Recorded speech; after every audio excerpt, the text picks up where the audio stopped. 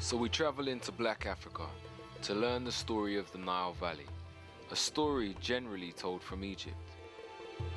Today we're going to tell the story from a place that thrived before Egypt, alongside Egypt, and after Egypt. The lands to the south of Egypt, generally called Nubia, had 5 important golden ages. The first golden age, which was called Tarseti, some people call that, in translation, the land of the bow. This civilization was older than First Dynasty Egypt by about 200 years. They also domesticated animals here first and before Egypt, so pastoralism was very important. Depending on how far back, if you say 9,000 years ago, then you can say yes, it was probably more developed than Egypt. But starting from the 4th millennium BC, the center really is in Egypt and develops from there. Sudan was often ahead of Egypt in terms of developing technology because it had perhaps a smaller population. In Egypt, there's not much need for human economy. You don't need to save on human labor because every time the Nile flooded in midsummer, you had a huge reservoir of human labor as long as you were feeding them a living wage. The ancient Egyptians themselves said that they came from the south of Kemet, ancient Egypt, which is further up, higher up the Nile Valley, closer to the source. And they identified the mountains of the moon, which are in modern-day Uganda, as their place of origin.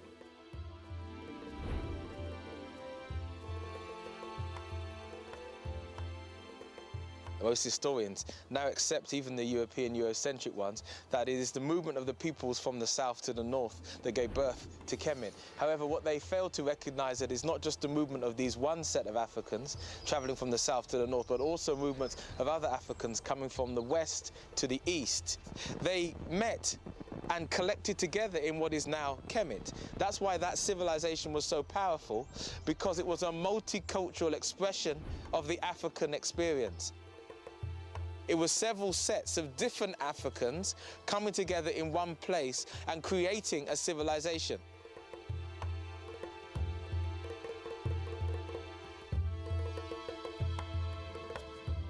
We travel through Sudan, the largest country in Africa, to learn about a world that was already old before our world had even begun. The ancient land once known as Tarseti, Kerma, and Kush, home to the Nubians. This is a place where early Europeans came to study and learn from Africans, and to study from the oldest people in the world, Africans.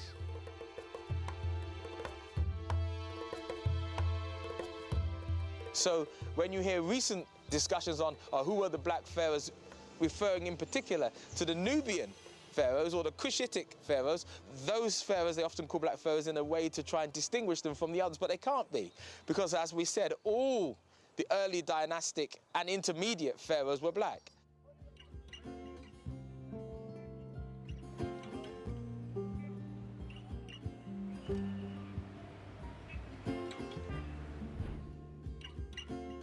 This is home to the world's oldest recorded religion, a place whose kingship and political system continued to bring harmony and prosperity to its people for over 3,000 years.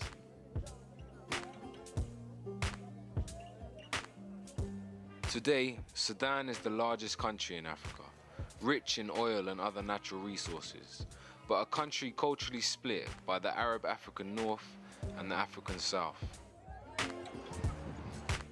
In recent times, this country has been greatly affected by civil wars and droughts. This is a place where the great Blue and White Nile meet to form the famous River Nile that runs through Egypt. This is an amazing land that predates Egypt, but for many is just another part of our world's hidden history. The question is, what happened? What was this ancient civilization about, and what left it in ruin? Why do we only know the story of the Nile Valley from Egypt? And why do we think that Egypt is somewhere separate from Africa? What do we still have and use today that was connected to this time period? We're going to peel back the pages of time and find out.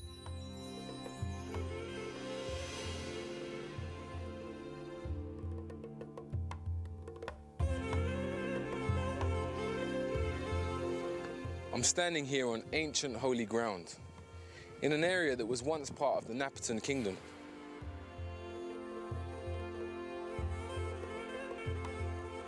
Today this place is known as Jebel Barkal, which is an Arabic term that means holy mountain. It goes by this term because in ancient times, for over 1,000 years, this area was the Kemetic and Kushite religious center of the world.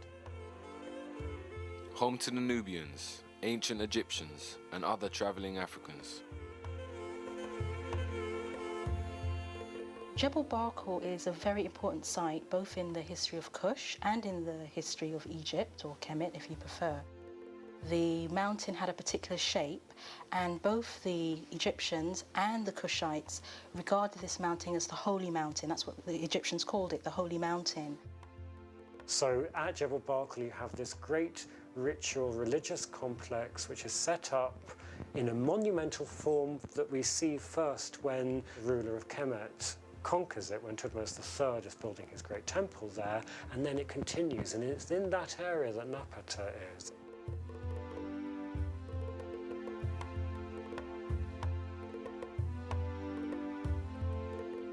The city of Napata becomes a very important capital during this golden age of Kush. The site has a long history. We can trace it back to the 18th dynasty period of ancient Egypt, where the ancient Egyptians saw it as sacred to their deity Amen.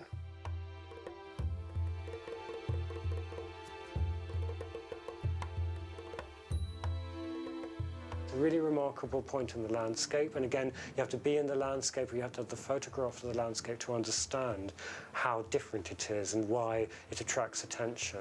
And people have different theories about that, but they don't tell us. They just call it the Juwa'ab, and they saw there a certain kind of form of sacredness.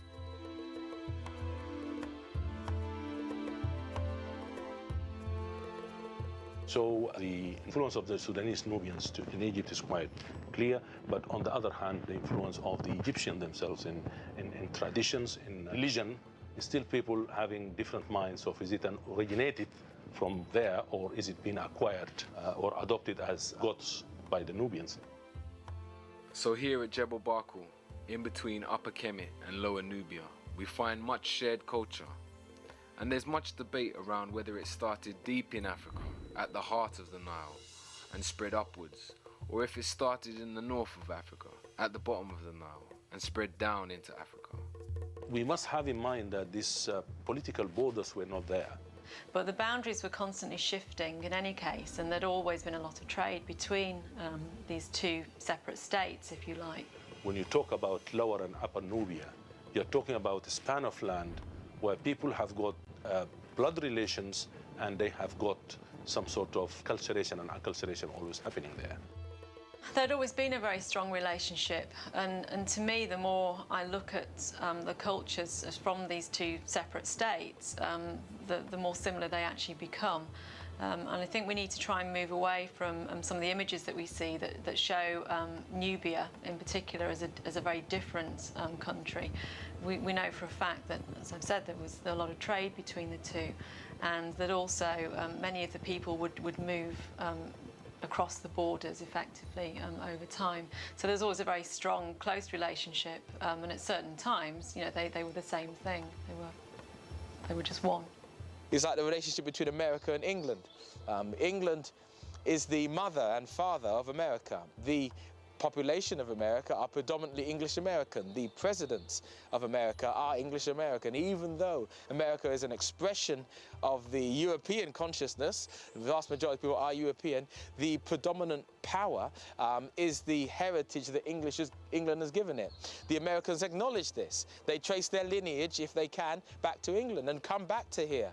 The relationship is a special relationship of power. Though America has power on this earth, England is its mother and father and recognized as such. That is precisely the way that one should look at the relationship between Kemet and Nubia.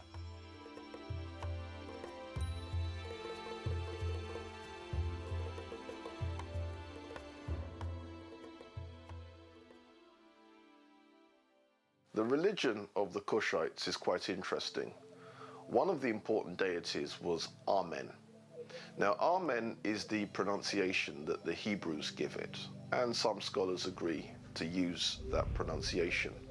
Amun is the pronunciation given to it by one of the old European scholars, Plutarch. In the language of Kemet, the word for hidden is Imen, or Amun is the way that we put it in English. And Amun is the name of a goddess creator who is everywhere and hidden, combined with Ra'ah, who's the energy of the sun. That's the metaphor for the creator, so Amun Ra'ah. But Amun is the hidden part, very much like the Christian, Jewish, Muslim concept of God as everywhere and invisible. The sun, the symbol of the creator, was reborn every morning. It reached its highest position in the day at noon, where it was known as Re. Re represented the creator, God, the sustainer of life on high at its highest point. When the sun set in the west, it was known as Amen. Amen is a Kemetic word which means hidden or concealed.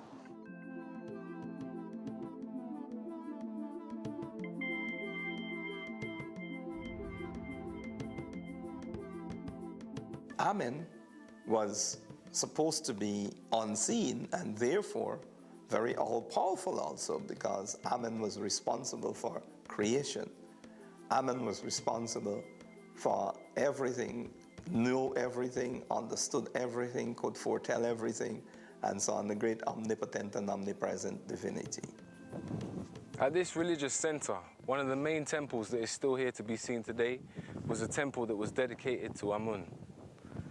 The ram was a sign that was always associated to the worship of Amun. It has been claimed that during the time of these temples, it was the astrological age of the ram, what we know as Aries, and that's why the ram was represented. They all worshipped God Amun, who was the same god as in Egypt, the state god of the pharaohs, whose main temple was in fact in Napata.